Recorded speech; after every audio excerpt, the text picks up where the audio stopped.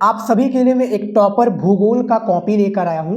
भूगोल की ये पूरी कॉपी है और एक टॉपर स्टूडेंट ने ये पूरी कॉपी को लिखा है। इस वीडियो में मैं आप लोगों को बताने वाला हूं कि भूगोल की कॉपी कैसे लिखी जाती है, पूरा कॉपी लिखने का सही तरीका क्या है और इसमें जो मानचित्र आपको भरने के लिए आता है भारत और विश्व का, ये भी मैं आपको भरना सिखाने वाला हूं। पूरा वीडियो आप लोगों के लिए काफी इंपॉर्टेंट वीडियो होने वाला है। 70 में से भैया 70 स्कोर करने वाले हो तो इस वीडियो को जरूर आप लोग देख कर जाइएगा। ये 70 में 70 आप लोगों को जरूर दिलाएगा। आप पढ़ने में चाहे जितने भी अच्छे हो लेकिन कॉपी लिखने का तरीका नहीं मालूम है तो आपके काफी नंबर जो है भूगोल में कटेंगे। तो ये 2026 भूगोल का पूरा पेपर है, 435 MB पेपर का कोड है और ये रहा कॉपी। ठीक है, कॉपी से पहले जो होता है एक कवर पेज भरना ज्यादा जरूरी होता है। उससे पहले मैं आपको बता दूं पेपर के बारे में। पेपर बहुत ही इंपॉर्टेंट होता है। अनुक्रमांक और नाम अपना लिख लीजिए। जैसे मेरा नाम शिवम है तो मैं अपना नाम लिख लेता हूं भैया। ठीक है, आप अपना नाम लिख लीजिएगा। पूर्णांक जो होता है 70 नंबर का भूगोल का पूर्णांक होता है। 3 घंटे 15 मिनट आपको दिया जाता है इस पेपर के लिए। ठीक है, 3 घंटा पेपर को हल करने के लिए इस तरीके से। ठीक है, यानी पूरा पेपर में टॉपर की तरीके से बताने वाला हूं। टॉपर भैया ये पूरी कॉपी को लिखा है। कौन सी गलतियां आपको नहीं करनी है कॉपी को लिखते टाइम, ठीक है, जो काफी स्टूडेंट और ये कॉमन गलतियां हैं जो हर एक स्टूडेंट करता ही करता है, तो भैया सतर्क में कर दूं उसके लिए वीडियो बहुत इंपॉर्टेंट है, लाइक कर दीजिएगा। ठीक है, नोट में देखिए कि प्रारंभ के 15 मिनट परीक्षार्थियों को प्रश्न पत्र पढ़ने के लिए निर्धारित है। ये 15 मिनट बेटा आपको पढ़ने के लिए अच्छे से दिया जाएगा, तो अच्छे से पेपर को एक बार रीड जरूर कर लीजिएगा। उसके बाद में इसमें निर्देश दिया गया है, इस निर्देश को जरूर पढ़ लीजिए। पहला निर्देश है कि सभी प्रश्नों के उत्तर देना अनिवार्य है। इस पेपर में जितने भी प्रश्न हैं, प्रश्न संख्या 1 से लेकर 8 तक यानी टोटल 8 बहुविकल्पीय प्रश्न है। प्रश्न संख्या 9 से 16 तक यहाँ पर भी 8 अति लघु उत्तरीय प्रश्न है जिनका प्रत्येक उत्तर 20 शब्दों में, और प्रश्न संख्या 17 से 22 तक लघु उत्तरीय प्रश्न है जिनका प्रत्येक उत्तर 50 शब्दों में, और प्रश्न संख्या 23 तथा 24 विस्तृत उत्तरीय प्रश्न है जिनका प्रत्येक उत्तर 150 शब्दों में दीजिए। प्रश्न संख्या 25 एवं 26 मानचित्र कार्य से संबंधित प्रश्न है, यानी मानचित्र वाला भी प्रश्न आएगा इसमें। तीसरा निर्देश है कि सभी प्रश्नों के निर्धारित अंक उनके सम्मुख अंकित रहेगा, यानी जो भी प्रश्न जितने नंबर का दिया जाएगा, जैसे 1 नंबर का ये बहुविकल्पी है तो आपको 1 नंबर दिया जाएगा, यानी 70 नंबर के पूर्णांक के हिसाब से ये पूरा भूगोल का पेपर डिजाइन किया गया है। चौथा इसमें जो निर्देश है कि उपयुक्त रेखा मानचित्रों एवं आरेखों द्वारा अपने उत्तरों की पुष्टि कीजिए, तो आपको अपने जो उत्तर है उनकी पुष्टि करना रहेगा। ये बहुविकल्पीय प्रश्न है। इसमें देखिए सबसे पहला जो प्रश्न दिया गया है कि निम्नलिखित में से मानव भूगोल के अध्ययन का जो है अध्ययन का प्रमुख उपागम नहीं है, तो इसमें जो है उपागम नहीं हो कौन प्रतीकात्मक उपागम, तो पहले नंबर का भी सही हो जाएगा। यहाँ पर देखिए प्रश्नोत्तर संख्या मैंने लिख दिया है, जो प्रश्नोत्तर संख्या पहला, और इसका भी ऑप्शन सही हो जाएगा, तो मैंने इस तरीके से लिख दिया है। ठीक है, जो सही विकल्प है उसको लिखिए। और सबसे पहले मैं आपको कवर पेज भरना सिखा देता हूं स्टूडेंट, क्योंकि भैया जब कवर पेज ही नहीं भरोगे तो आपकी पूरी जो कॉपी है वो चेक नहीं होगी। ठीक है, पूरी कॉपी आपकी चेक नहीं होगी, आपका पूरा मेहनत जो है वेस्ट चला जाएगा। तो उससे पहले आपको कवर पेज भरना आना चाहिए। केंद्र व्यवस्थापक का मोहर रहेगा, केंद्र का मोहर रहेगा, इस पर आपको कोई छेड़खानी नहीं करनी है। यहाँ पर देखिए 28 पृष्ठ ये कवर सही पूरा जो है पेपर यानी कॉपी रहता है। इंटरमीडिएट परीक्षा का ये आपका जो है कवर पेज है। हाई स्कूल का यहाँ पर पेपर हो रहा होता तो हाई स्कूल लिखा होता। परीक्षार्थी उत्तर पुस्तिका के किसी भाग में अपना नाम ना लिखें, आपको नाम नहीं लिखना है, आपको रोल नंबर लिखना है। उसके बाद में देखिए परीक्षार्थी सभी प्रविष्टियां शुद्ध एवं स्पष्ट रूप से स्वयं भरें। ये जो जानकारियां आप पेपर देने गए हैं आपको ही भरना है। पहला इसमें पॉइंट है कि परीक्षार्थी का अनुक्रमांक अंकों में लिखिए, तो जो आपका रोल नंबर है स्टूडेंट, प्रवेश पत्र यानी एडमिट कार्ड आपके पास होगा ही, उसमें आप लोगों को रोल नंबर दिया होगा। तो मैं लिख लेता हूं 6 7 8 9 3 1 4 5 6 3। ठीक है, एक मैंने रैंडम जो है रोल नंबर यहाँ पर लिख दिया है। ठीक है, तो इसको अब देखिए परीक्षार्थी का अनुक्रमांक शब्दों में भी यहाँ पर लिखना है। तो शब्दों में कैसे लिखेंगे, ये देखिए 6, उसके बाद में 7, 6 7 8, ठीक है, 8 के बाद में 9, 9 के बाद में 3, 3 के बाद में 1, ठीक है, 3 के बाद में 1, उसके बाद में 4, 4 के बाद में 5, यानी इस तरीके से आपको रोल नंबर कॉमा लगाते हुए हिंदी में लिखना है। 5, फिर उसके बाद में 6 हो गया, 6 के बाद में 3। ठीक है, तो यहाँ पर आप देख सकते हो कि पूरा रोल नंबर लिख दिया है हिंदी में। विषय क्या है आपका भूगोल, तो यहाँ पर आपको भूगोल लिख देना है।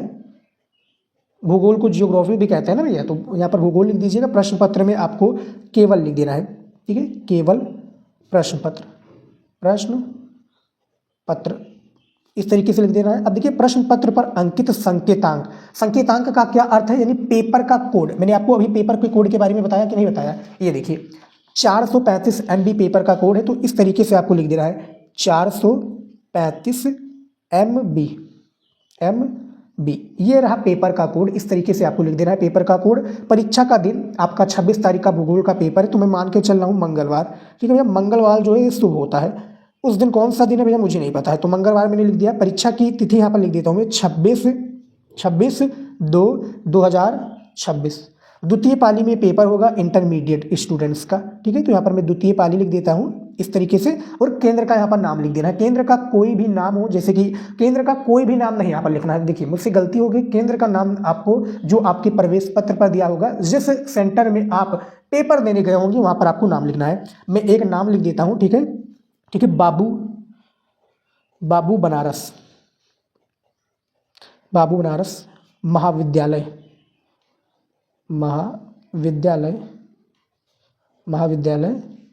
महाविद्यालय। उसके बाद में आपको लिख देना है जो आगे का नाम होगा, जो आगे का, जैसे मैं एक रैंडम नाम लिख दूँ, बाबू बनारस महाविद्यालय बनारस। ठीक है, बाजार, इस तरीके से आपको लिख देना है। उसके बाद में देखिए परीक्षा कक्ष संख्या नहीं, एग्जाम रूम नंबर, जिस एग्जाम रूम नंबर में आप बैठे होंगे वहाँ पर नाम लिख देना है। मैं 7 नंबर में बैठा हूँ तो 7 नंबर लिख देता हूँ। दिनांक आपको लिख देना है जिस दिन आप पेपर दे रहे होगे, तो 26/2/2026 यहाँ पर मैं लिख देता हूँ। जिस दिन आप पेपर दे रहे हो यहाँ पर आपको अपना लिख देना है। फिर परीक्षा का पूरा नाम, उस पर हस्ताक्षर तथा परीक्षा संख्या, तो यहाँ पर आपको नाम संख्या वगैरह डाल देना है। जैसे मेरा नाम शिवम, तो मैं लिख देता हूँ भैया। ठीक है, साइन वगैरह कर लीजिएगा। और कक्ष निरीक्षक का पूरा यहाँ पर देखिए नाम व अस्पष्ट हस्ताक्षर, तो इसमें छेड़खानी नहीं करनी है। तो ये पूरा आप लोगों को कवर पेज बनना है। गलतियाँ आपको कोई भी यहाँ पर नहीं करना है, गलतियाँ कर दोगे तो कॉपी चेक नहीं होगी, फेल भी हो जाओगे भैया। तो फेल होने के लिए फेल ना होने के लिए आपको एक कवर पेज अच्छे से भरना है। डिटेल जो स्टूडेंट ने मिस कर दिया होगा बाद में पछताएगा। हर एक सब्जेक्ट में अलग तरीका होता है कवर पेज भरने का। ठीक है, तो ये रहा कॉपी। अब देखिए कॉपी को लिखने के लिए कौन कौन सी चीज़ों की आवश्यकता है, ये मैं आपको दिखा देता हूँ। देखिए, एक आपकी पटरी होगी, पटरी जिसको हम स्केल भी कहते हैं, और एक आपका जो है ब्लैक पेन, एक आपका ब्लैक स्केच जिससे हम अंडरलाइन करते हैं, ये देखिए, और एक आपका ब्लू पेन। ठीक है, ब्लू नीला पेन। और काफ़ी स्टूडेंट मुझसे पूछ रहे थे कि सर ये कौन सा पेन है, तो ये रॉयटो का फाइबर पॉइंट पेन है स्टूडेंट। ये आपको मैं प्रोडक्ट में लगा लूंगा वीडियो में, तो आप लोग वहाँ से बाई कर लीजिएगा, क्योंकि ये दुकानदार यानी छोटे मोटे दुकानदार पर नहीं मिलता है, बड़े जो दुकानदार हैं वहीं पर मिलता है। हमारे मार्केट में जो हमारा डिस्ट्रिक्ट है वहीं पर मिलता है ये पेन। ठीक है, और मैं ऑनलाइन मंगा लेता हूँ। तो प्रश्नोत्तर संख्या और ये हेडिंग वगैरह आपको हर एक पेज में खींच लेना है, जो लाइन है डंडी वाली। ठीक है, और देखिए आपको ये 3 बातों को ध्यान में रखकर चलना है। ठीक है, 3 बातों कौन सा, पहला है आपको कॉपी के फर्स्ट और थर्ड और जो है यानी पूरी कॉपी में कोई भी काट पीट नहीं करना है, गंदगी नहीं मचाना है। ठीक है, दूसरा है भैया गंदगी मत करो। काफ़ी लोग जो है गलत हो जाता है कोई प्रश्न तो उसको गूंच देते हैं, इस तरीके से नहीं करना है, ऐसा ये गलत है, कर दोगे तो नंबर वहाँ पर कटेगा। और तीसरा है आप लोगों को जो है लिखावट अच्छे से लिखिए, कोई भी शब्द गलत मत कीजिए। ठीक है, जैसे यहाँ पर आप देखिए प्रतीकात्मक उपागम है तो उसको मैंने सही लिख दिया, यहाँ पर मैं प्रयोगात्मक उपागम नहीं लिख सकता, क्योंकि जो पूछा गया उसी को लिखिए और अच्छे से लिखिए, देख देख कर भी आप लिख सकते हो।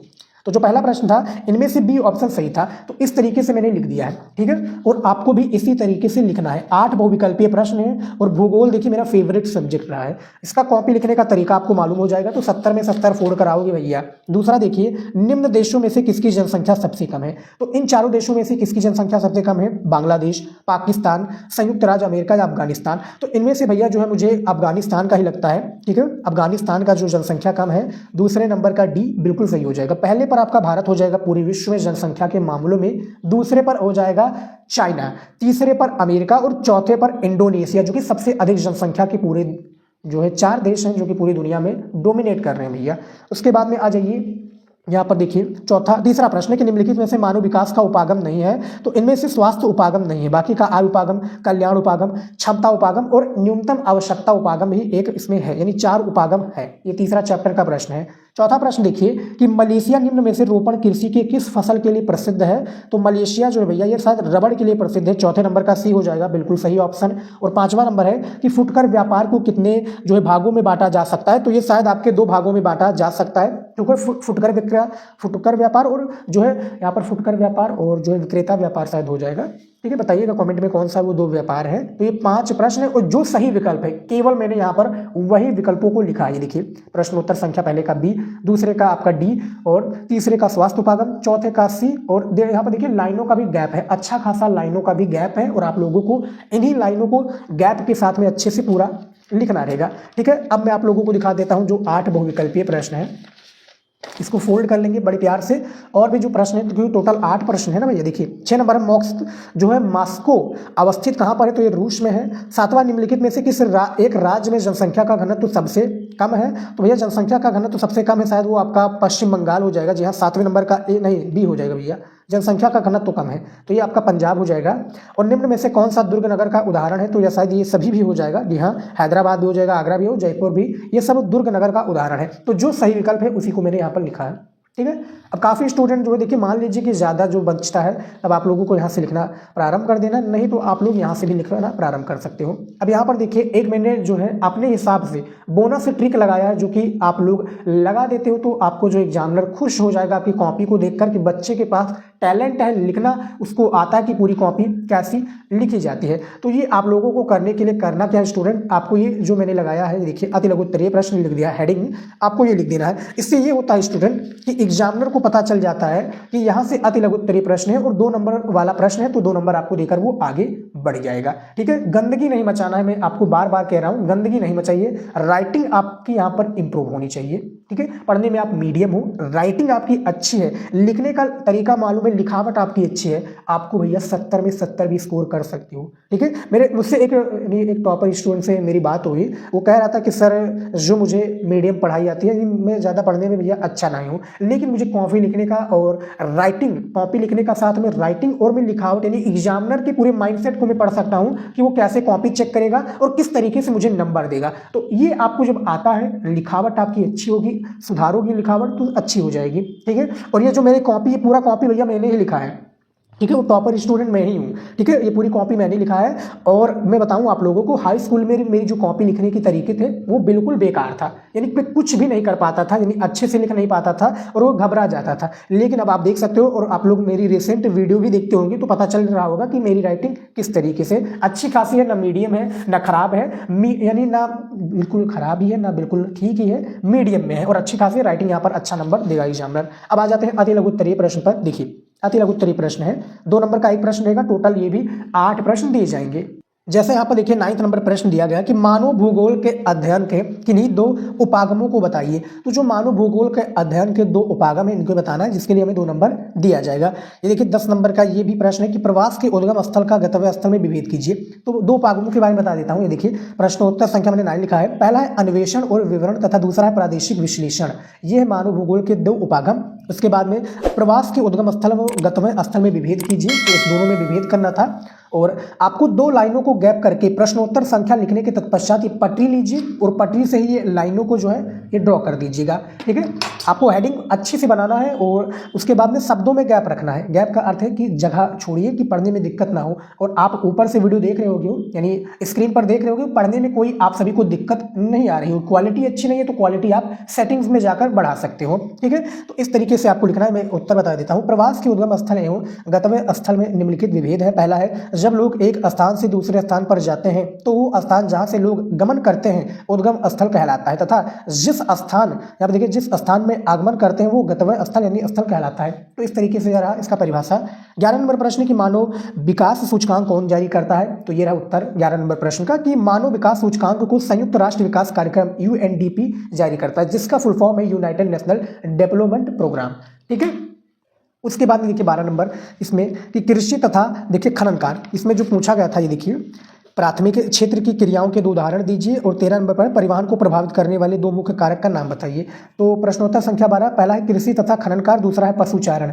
12 नंबर जो प्रश्न है परिवहन मांग, तो इसमें देखिए प्रश्नोत्तर संख्या की मांग और देखिए मार्ग, परिवहन को प्रभावित करने वाली 2 कारक है। राइटिंग यहाँ पर भैया आप इस राइटिंग को 10 में से कितने नंबर देना चाहोगे आप लोग, ये हमें कमेंट में जरूर बताइएगा। मैंने खुद लिखा है और आप लोगों को मैं ट्रिक बताऊंगा लास्ट में जाते जाते हुए कि आप अपनी राइटिंग को कैसे इंप्रूव कर सकते हो बचे हुए टाइम में।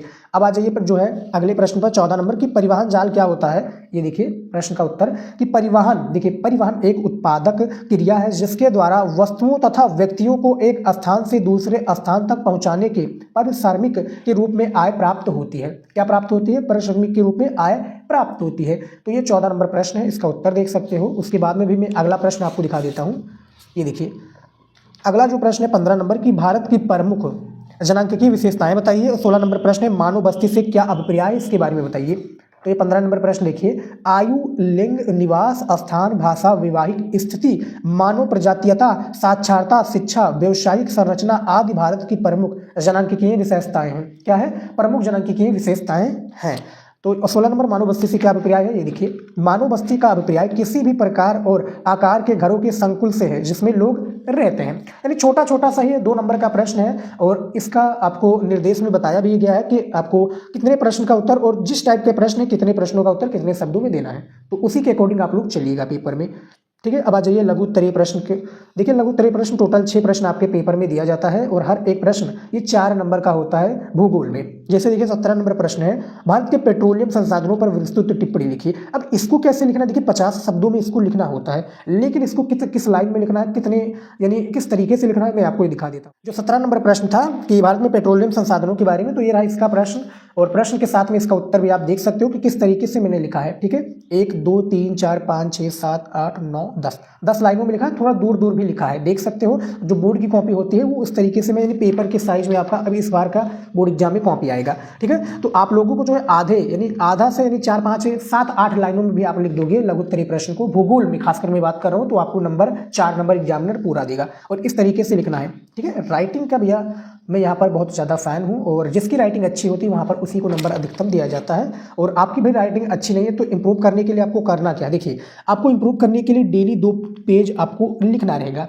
ठीक है, अब आप लोग कहोगे कि ऐसा टाइम नहीं है तो कैसे मैं लिखूँ और जो है और भी जो है सब्जेक्ट की तैयारी करनी है। तो देखिए, आप जो सब्जेक्ट की तैयारी कर रहे हो अच्छी बात है, लेकिन आपके पास दीर्घ उत्तरीय प्रश्न को याद करने का टाइम है, लघु उत्तरीय प्रश्न को याद करने का टाइम है, तो उसको याद करने का भी ट्रिक है। उसको याद कीजिए, 2-3 लाइन याद कीजिए, कॉपी में लिखिए। ठीक है, फिर 2-3 लाइन याद कीजिए, फिर कॉपी में लिखिए। इससे आपका 2 फायदा होगा, एक राइटिंग इंप्रूव होगी, अच्छे से राइटिंग को भैया लिखना है, तो दूसरी आपके प्रश्न का उत्तर भी जल्दी याद होगा। तो इसी तरीके से मैं भी अपना जो है पूरा राइटिंग को सुधारा हूँ।